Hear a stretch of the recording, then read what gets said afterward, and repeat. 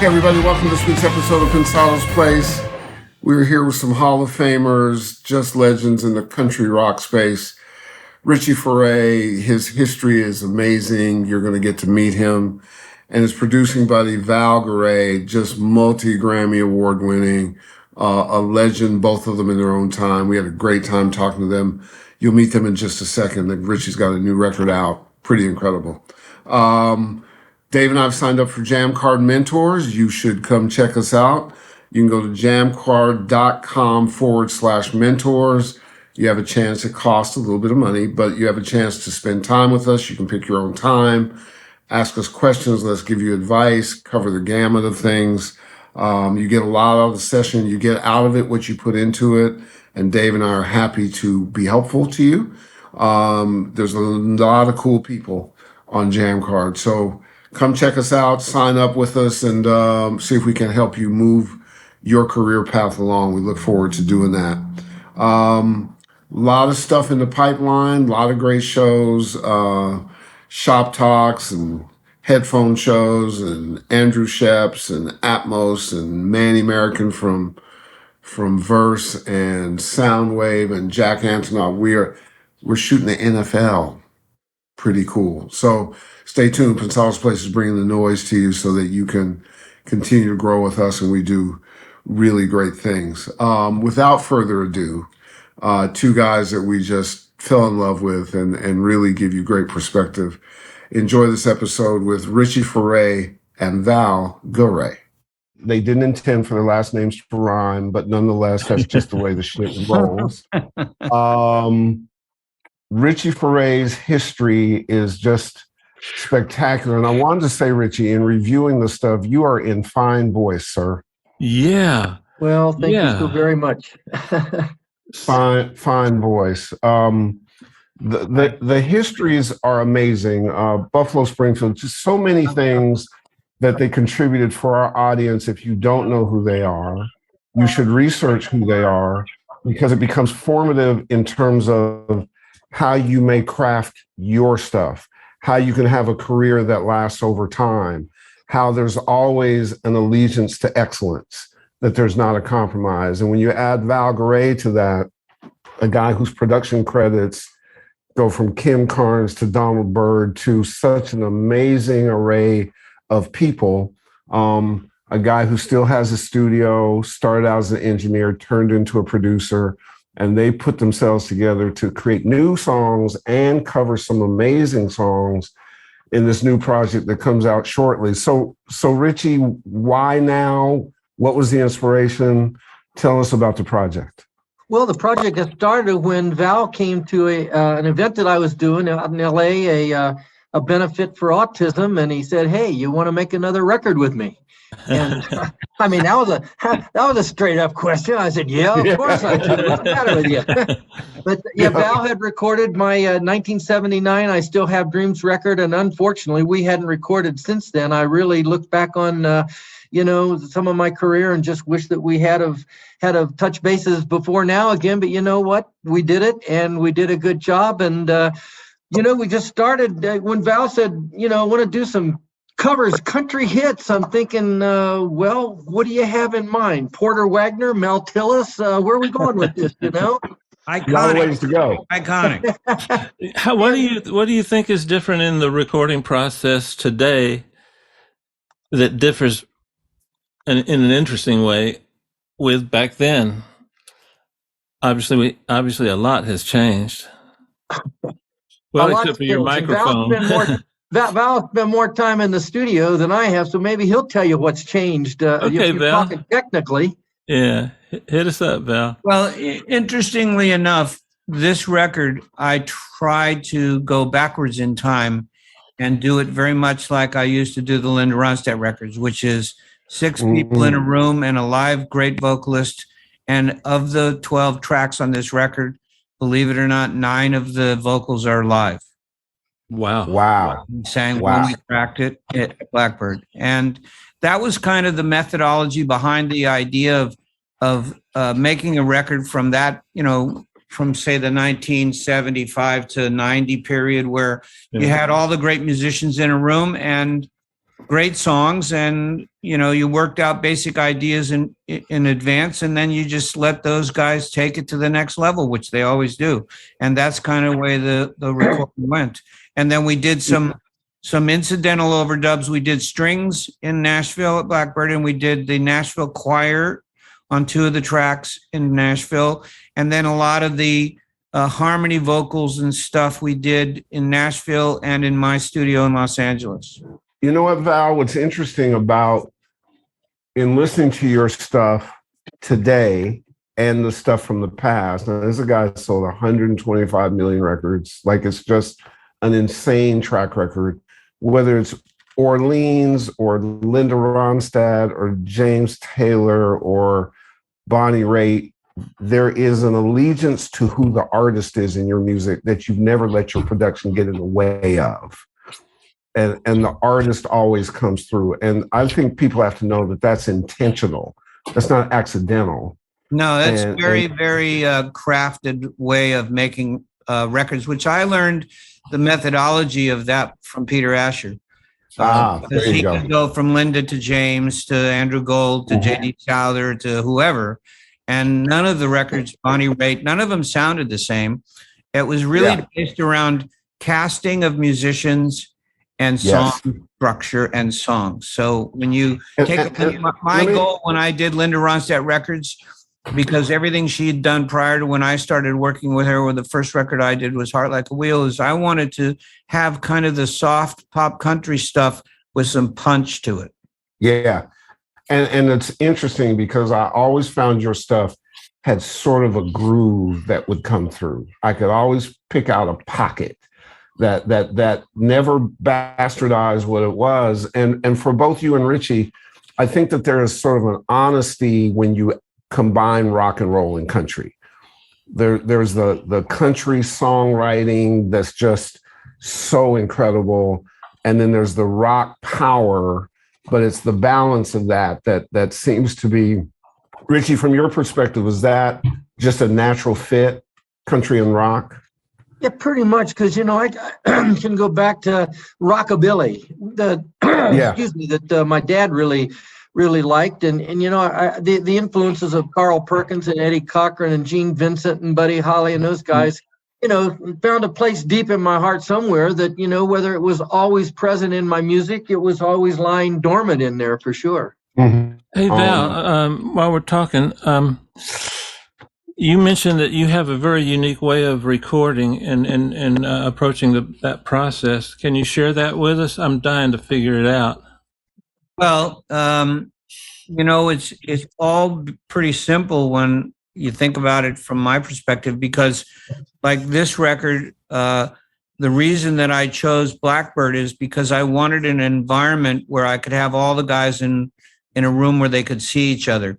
Because I don't know if you've been in Blackbird Studios. I have. In Studio A, they have a giant room at the back where everybody loves to record because it's really live and it's interesting. But I needed a room that I could have everybody in at the same time, staring at each other, and have the isolation as well. So I moved everybody into the front room of Studio A, but it was dead for me. So I started putting plywood everywhere on the floors and the walls to make it live.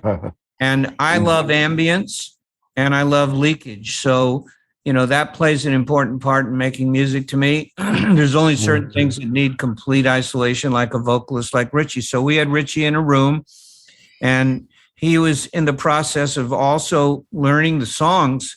He'd done his homework, but when you start playing with a band like that, it's like, you have to kind of learn the feel of what they're really supposed to be. And the great thing about doing a record like this is that, instead of trying to build dynamics into a song in the recording, which people do all the time now, the dynamics were all built into the playing. So all Richie had to do is sing. And the great part of it is that they were following him. He wasn't following them in an overdub. So it has that kind of instant live feel to it. And, what I do is I mic everybody up the way I, usually do with everything close mic'd, and we just start playing the songs. We worked on tempos a lot before we ever went to the studio. We worked on arrangement ideas. We passed all those things on to the players. But as you were saying, Herb, when you're dealing with a song like Somebody Like You, if you heard the original version, which is a banjo and kind of simple country, when you put Richie in it and do it, it's more of a rock country song. And you can tell that's why the thing rocks like that, because that's a natural place for Richie, in terms of, and I was fortunate enough to, have known Richie since the Buffalo Springfield days, because I lived next door to Neil Young on Formosa Street in Hollywood, and Neil was with Neil and Dickie Davis, their road manager. And that's kind of where I first met Richie, and through the next two Buffalo records. And then I was again fortunate enough to see their Monday night premiere at the Troubadour, where they played 5 songs as Poco for the first time. And I'd known Jimmy for years because he was an assistant engineer at Sunset Sound. And, it was a very tight-knit community back then. Richie, why did you guys choose covers? I'm glad you did, because they're very unique and everyone is just special. But this was Val's idea. This was the presentation that he brought to me, to do covers of country hits, iconic country songs. And the funny part is, like what Richie just said, how far back do we go? When we started talking about songs, I said, you make a list, I'll make a list. And so we both made lists, and the first song on both our lists was the exact same song, Your Love Amazes Me by John Barry. Go figure. There you go. There you go. It just went from there. And we all looked at, Buck Owens and, all the stuff from the 50s and 40s, but it just didn't fit. We wanted to have something that had some kind of modern presence, as well as being able to say they were iconic songs, which they all are. But the good part is that, and the hard part is that we never did these songs karaoke versions. They were all completely different arrangements. And he sang the shit out of everything. Oops. I was like 9 or 10 when Lonesome Town came out. That's that song changed my life, Ricky Nelson. And then the Alabama song, I can't ever remember the title. I'm in a Hurry. Yeah, and but one of the things that you guys are doing, sorry, Dave, that I think is really important for people who've been in the business for a long time, is bringing a perspective that can exist today and tomorrow. Right. A lot of people end up dismissing what happens when, in fact, I talked to Dave Cobb 2 days ago about his work on Elvis. And one of the things that I love about Dave is he's never lost his Pentecostal church thing. He wants to record the vocals looking at you face to face. And then we'll say, all that other sophisticated shit, I don't know that much about it. I need a great vocal, and then I'll put everything else around it. And part of what we try to do with Pensado's Place, when our 12th year, 534 episodes in 200 countries, is to say to the young kids who love us, there's so much you'll derive from this kind of episode. There's so many things that you can learn from, that you can apply today, that really treat the music properly, instead of you being technologists who can sort of cobble together something that sort of stands as music, but has no heart or passion or stuff that your ears or your emotions and stuff like that. And I love that you guys paid homage to Richie, the artist, paid homage to Val, the producer, paid homage to the songs, but said, this is craftsmanship. This is a bar to hit. So I'm just saying, I'm thanking you for just being who you are, and thinking about it in such a way. It's very cool to listen to. It's also very cool for us to be able to bring it and say, okay, kids, here's some masterclass shit for you for free. Like, take it and run with it. When you put yourself in somebody's hands at this stage of the game, does it free you up to just be the best Richie artist you can be, and you don't have to worry about other stuff? Is there a security in that? Good question. Absolutely. And I just want to say that, with Val, back in 1979, and also this record, it's the only record that I've really ever done where I could sing live to the tracks, or while the tracks were going down. And it really makes a big difference. I've tried it and wanted to do it with other opportunities that I've had, but I've only been able to do it with Val. And that is one of the unique things that I just love about this record, because as the songs are going down, my track is going down while the instrumental tracks are going down, and we're all on the same page. It's like a hand in glove situation. All of the emotion that I'm feeling from them, they're feeling a different kind of emotion from me, and we're just making it one. And it makes it probably easier to perform live. Oh, because you right. Yeah, and absolutely. I mean, the only songs that I don't remember which tracks they were, but none of the singles were overdubbed. But there was a couple of tracks where he just had been singing for 4 days straight, and he gives 120% on every song. So by the end of the fourth day, picking up the pieces, which was a bonus track, he'd kind of run out of gas, so we had to go back and overdub that one. And I can't remember what the other one was or the other two, but for the rest of them, oh my God, come on, man. This guy's not 25 years old and he sounds like he's 35. And it's like, absolutely, look out, that's a lesson to me, to anybody that's under the age of 30 that wants to make music in today's world, because everything is so compartmentalized now. And I'm starting to see that change. I'm starting to see people get more into the songwriting aspect. And quite frankly, I don't know if you guys know this or not, but for the first time in the history of the music business, last year, old music outsold new music. And that's right. Going back to, I want to hear songs. I want to hear real instruments. They're tired of the computer-driven everything. And so that was another thing that was great about this record. We were trying to kind of like push the envelope into, this era of making a record that way, which is really 1980. Richie, which is ironic, because pushing it forward means pushing it backwards. Right, exactly. Yeah. Richie, I got a technical question for you. In the video of Somebody Like You, where did you buy that shirt? I love that shirt. I want to get one. Let's just say I didn't buy it. It belonged to Val. No shit. Val, give me that shirt. I can't give you that shirt. I gave it to Richie. He wore it and everything. Everybody said, Richie, I love the shirt you were wearing. What, and so I went to Val on one of the trips I was out in California. I said, Val, everybody says it's my shirt. So you know what? I gave it to him. It's a Manuel shirt.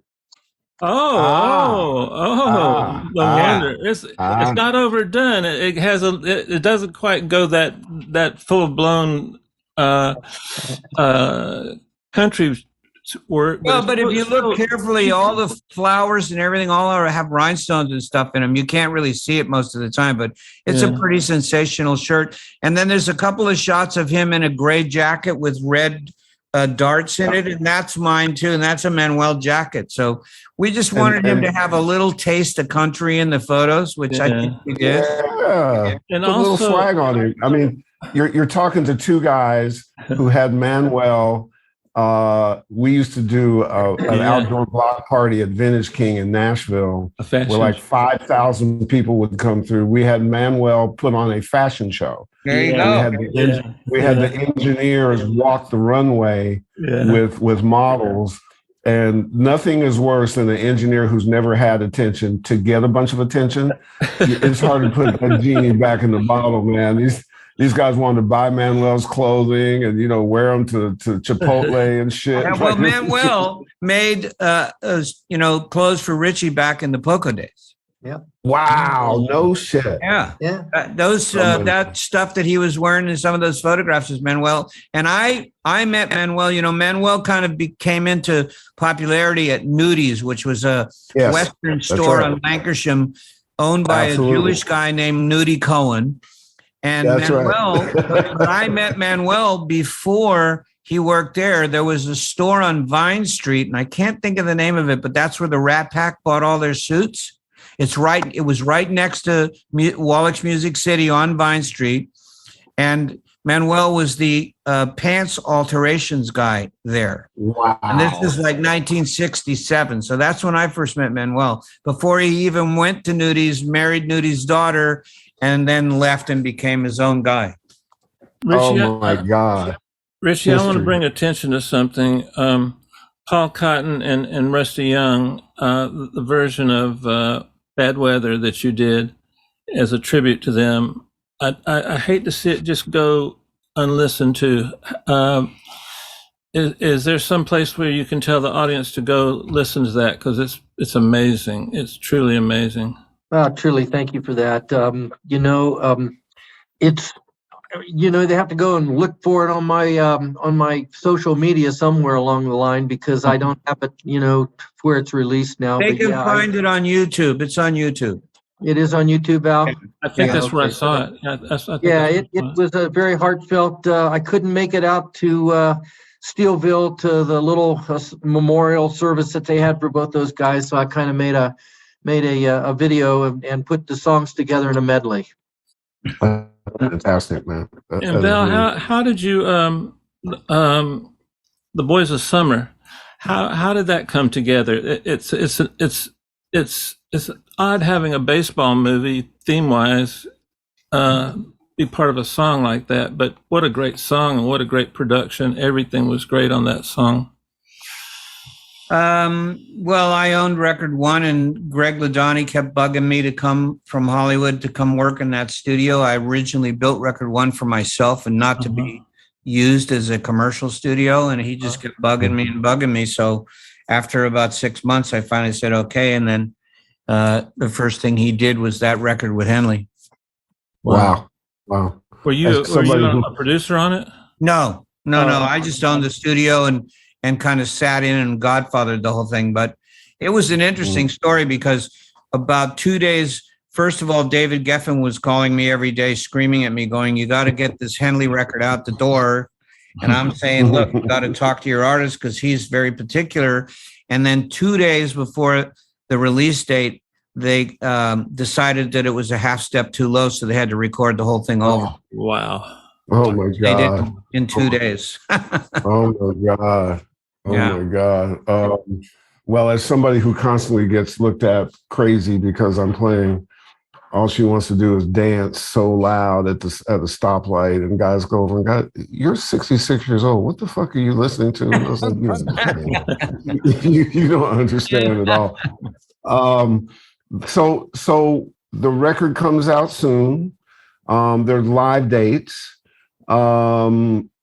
It's really amazing to be able to do something with the authenticity and originality and the original intent, instead of acquiescing to the new business. And I think, Val, you brought up earlier, and Richie, you're an embodiment of it. When you see the demand for real songs, original music, it's outstripping what's going on. What we try to tell people is, get out of this competitive, this is better than that thing. Go back to what makes music great, and it touches you, and it's emotional and stuff like that. And however way you get to that, then we'll figure out how to ingest it, but we'll be able to tell when you don't commit to it that way, because it just doesn't feel right. And until you learn that, you can never become a great. You can be, you can have your little run, but if you want to be great, you got to touch people. That's part of what this. I took my crew, including Dave, or some of them, half of them, 3/4 of them, to see Elvis. And just because Dave is coming on the show, and the way the movie touched every one of them, and the range was from 23 Indian kid to two old beers like Dave and I, and we all had the same reaction, because we were all touched, by the performance, by the music, and so on and so forth. So, it's just an object lesson that's still at the heart of what we all do. Do you guys agree with that, Richie? Absolutely, and that's how I think we picked these songs. So many of these songs have been songs that just really impacted me, and I felt close to them. And some of them, I mean, even like I'm already there. I used to, as I was really learning the song, going over it and just really trying to memorize the lyrics and all, I would sit and just cry like a baby. The song was so, it had so much depth to it, but that's something that we just wanted to really do with all of these songs. I think some of these songs, Val mentioned earlier, the number one song that we both picked was Your Love Amazes Me. The lyrics to that song are so simple, and yet they are so deep.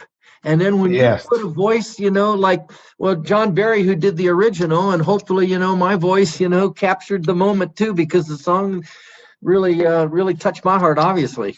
Yeah, same Yeah. here, Richie. It feels to me like in fact, um, I teared up at a couple of those because uh, I was around then. I mean, I was around when Elvis was doing all that.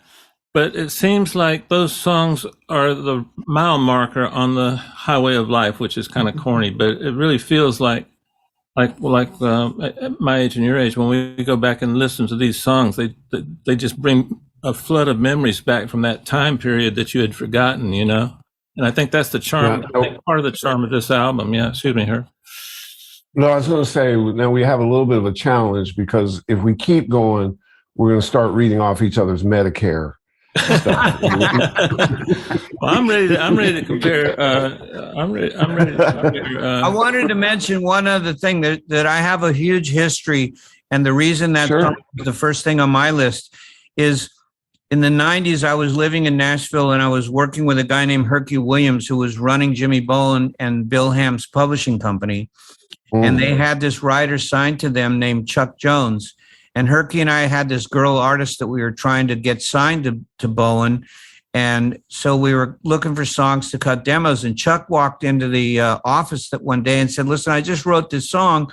I want to play it for you. And he played us Your Love Amazes Me.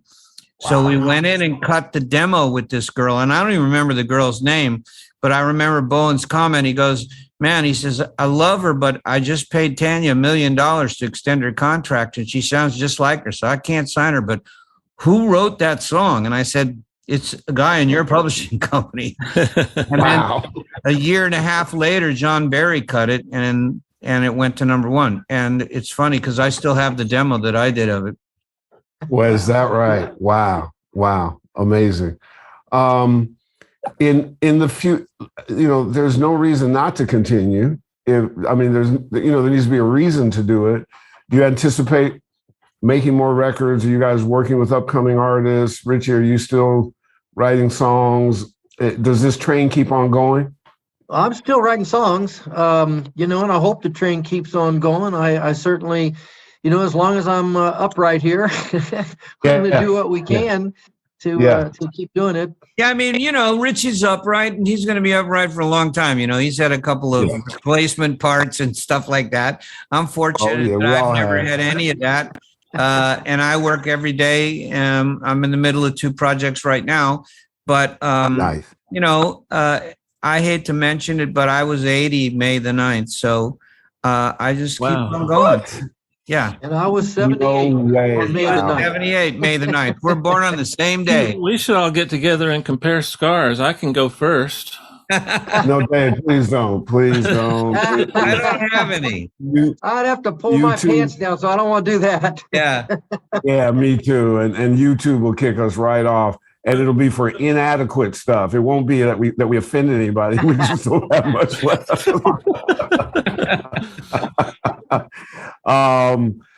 So know that part of this crazy gift that Dave and I have and Robbie Klein has been there from the beginning, in a show that is seen by so many people, that is really revered in so many countries. I think over 100 some odd schools use this as curriculum. At our very first award show, Neil Young showed up, Paul McCartney sent stuff. What you guys do as engineers, producers, and artists have been celebrated by the people who work with you, and we've managed to capture a bunch of that. And the good news is it just continues to grow. I don't know that we've ever been hotter. And that's an homage to you as an 80-year-old, the bar you set. When I was a young executive coming up, I hearted you all the time. I watched Val Garay's career. Yeah, me too. Like, oh shit, look at these records he made and how he made them and how it touched me and shit that I liked. And and then Richie coming up again, the music that you did, it was just synonymous with when we were coming up. It wasn't dated that way. It was sort of the soundtrack of your life, and so as all of us sit here, listen, if I'm the youngest at 66 and feel the way I do, let's do this show every week. Good stuff. Yeah. Good stuff. So the fun part is Batter's Box is just stream of consciousness. And we have fun with it. And again, we clean it up and stuff before we go out. So Dave, why don't you tee it up? He's got questions for both of you, and you answer in 2 or 3 words, and there's no right answer. And if you get stuck, a really good Dave, fuck that, really does work. So if you need to pull that trigger out. I respond to that. He likes abuse. He likes abuse. So. Okay, here we go. I'll call out a name and you answer, and you do the thing. Okay, major or minor? Major. Chorus, Richie. Group. Richie, rock and roll. Rock and roll. Oh, golly. Hall of Fame. Good answer. Val, I got a good one for you. Preference, 1176 or an LA2A on vocals? 1176. Richie, favorite microphone? What Val just recorded me on. Exactly. Well, I'll give you another one, Richie. Harmonics. 12th fret. Val, reverb. EMT 140 plate. Love it. Nice. Love it. Nice. Richie, acoustic guitar or electric guitar? Acoustic. Richie, lyrics. Heart. Val, grooves. Victor and Drizzo. Ooh. For both of you, Val, go first. Your favorite studio monitors. I see the Tenoys behind you. Tenoi SGM 10Bs with Mastering Lab crossovers. And I have a pair that Doug Sachs says is the best sounding ones he's ever heard. Wow. That's They're hard to find. They're hard to find. Oh, man. I bought them separately. I bought the box, and then I had Chris Kasabian build the speaker parts, and Doug had the crossovers made. That's the last pair he made out of the lab in Hollywood. Wow. Amazing. But I'll tell you a quick sidebar if you got a moment. Yeah, give me one more question, and then we can go.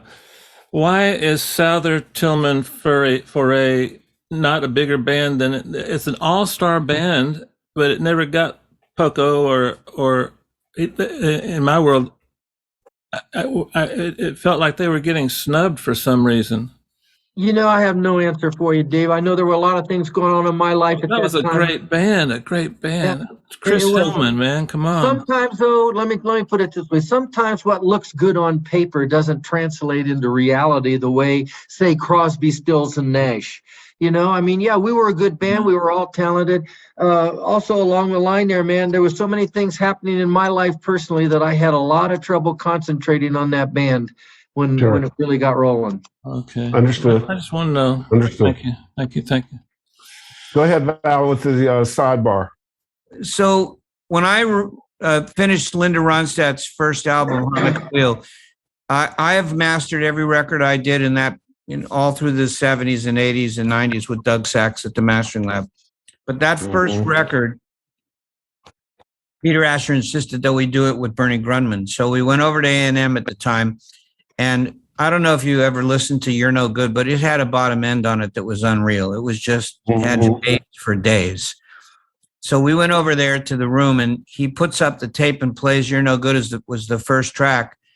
And I looked at Peter, and Peter looked at me, and we went, "Oh my God, did we do this? Did we blow this? There's no bass." And Bernie turns around and looks at us and goes, "Fuck, listen to the bottom end on that." Wow. So it's all a matter of relevance, like those older Tannoy systems with the old crossovers. He just got used to it and knew where the bass sat. We were used to hearing a lot of bass in the room. And so when he played it and there was no bass, we thought, oh my God, this is bad. And he turns around and said, wow, look at the bottom end on that. So it's just a relationship kind of thing. Exactly. Well, guys, I got to tell you that Dave and I are lucky to every week speak to the best and the brightest. Yeah. And the best and the brightest sometimes are 19 and sometimes they're 80. and everything in between. And the beauty of this particular relationship and record, as we tape it, is July 6th. On July 8th, In the Country comes out. The single Somebody Like You is available now. You can see it on YouTube. The contributions that Richie Furay has made in all his career, that Val Garay have made in all their careers, are something you can't help but learn from, admire, and then pay homage to. Don't get it twisted. This humility and stuff masked great ambition, great drive, an allegiance to what makes music super great. And so we're just here to tell you that we are honored that you come on our show and spend time, use this platform as much as you want. We are here for you. Val, you can drive down Topanga and just yell, David Herb! and we'll probably be able to catch you. Talisha's from Colorado. I spent time in Colorado. So Richie, we can get to you too. Hopefully you had a good time. Wonderful. Thank you guys so much. Appreciate it so much. If I can say one thing, Sure. I just want to, from the bottom of my heart, and in all seriousness, thank both you guys, because I'm about to cry, because both you guys are a real part of my childhood, you know? I mean, took me back. Well, I'll wrap it up, Dave, so that you can do it. And look, I think for people watching this show, the idea that music can still touch you, doesn't matter where you are, how long it's been, that is the power of Mother Music. That's the power of our guests. That's the power of this music. And Dave just showed it to you. So we are going to say we'll see you next week. Enjoy this episode. Val Garay, giant. Richie Furay, just as much of a giant. Thank you. And we'll see you guys next week. Thank you, guys.